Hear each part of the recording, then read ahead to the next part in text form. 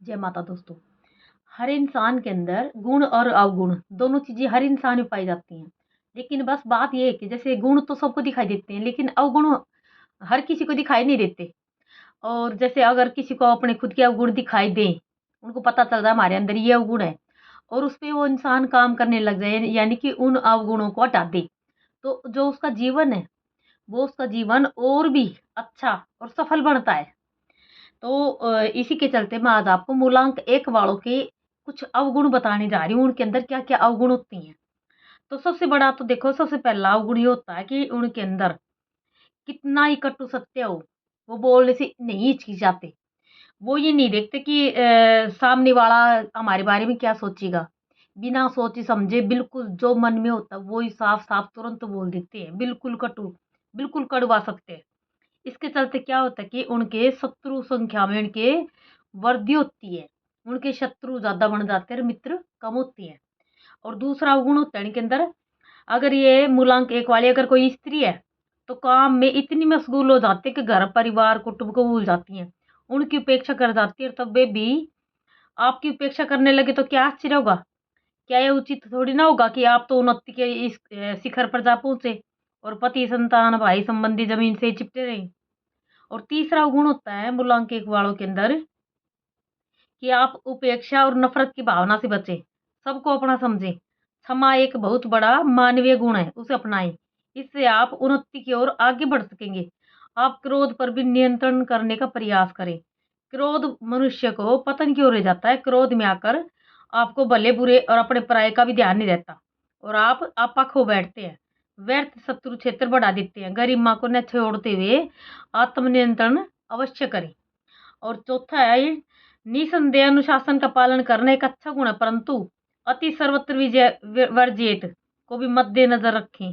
अति बुरी होती है, हर चीज की अति बुरी होती है और आप में इसी कारण रूखापन बढ़ जाता है, जीवन में निरस्ता आ जाती है।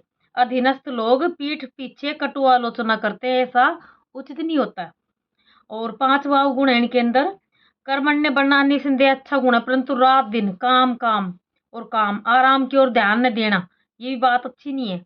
अतः आराम की ओर भी समुचित आपको ध्यान देना चाहिए। जितना आवश्यक है काम उतना ही आवश्यक आराम भी है। आराम दैहिक और मानसिक दोनों प्रकार से आपको सबल बनाता है। तो छठा है इनका जो अवगुण होता है इनके अंदर, स्वयं पर आवश्यकता से अधिक विश्वास और दूसरों के प्रति अविश्वास, ये अच्छी बात नहीं है। जहाँ विश्वास पाना चाहते हैं वहीं विश्वास करना भी जरूरी होता है। हर व्यक्ति सर्वगुण संपन्न हो, यह आवश्यक तो नहीं होता। इसी प्रकार आवश्यकता से कहीं अधिक शक्ति मिजाज होना भी कोई अच्छी बात नहीं है। आपके शक की सीमा में सभी आ जाते हैं, यही उन्नति में आपके बाधक बन जाता है। और इसके आगे अवगुण इसके अंदर है इनके कि आप में यदा कदा तानाशाही भाव जागृत हो जाता है, ये भी ठीक नहीं होता। स्वतंत्रता सबको प्रिय होती है, दूसरों को भी तो स्वतंत्र जीवन यापन करने दें। किसी को भी अपनी मुट्ठी में रखने का प्रयास ना करें। और इससे आगे, अर्थोपार्जन में भी आप सिद्धस्त हैं, पर धन खर्च करना आपको नहीं आता। अतः हर समय धन का अभाव आपके साथ बना रहता है। आप फिजूल खर्ची के कारण कभी कभी बदनाम भी हो जाते हैं। ध्यान दें कि आपके ग्रह कलह का भी यही कारण होता है। आप अपनी जीवा पर भी नियंत्रण नहीं रख पाते और अनर्गल बक जाते हैं, ये आपके लिए उचित नहीं है बिल्कुल भी। और इससे आगे गुण है आपके अंदर, निश्चय में दृढ़ता एक उत्तम मानवीय गुण है, पर ये जब यह दृढ़ निश्चय जिद या हट का रूप ले लेता है तो उन्मुख हो जाता है। आप हठवादिकता को छोड़ दें, यही उत्तम है आपके लिए। आपके जीवन में हठ रास नहीं आती।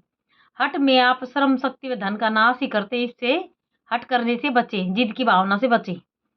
और इससे आगे आपको विपरीत लिंगी व्यक्तियों से भी सौहार्दपूर्ण व्यवहार करना चाहिए, उन्हें आदर दें। इससे क्या होगा कि जो आपका व्यक्तित्व है उसमें निखार आएगा। जय माता दी।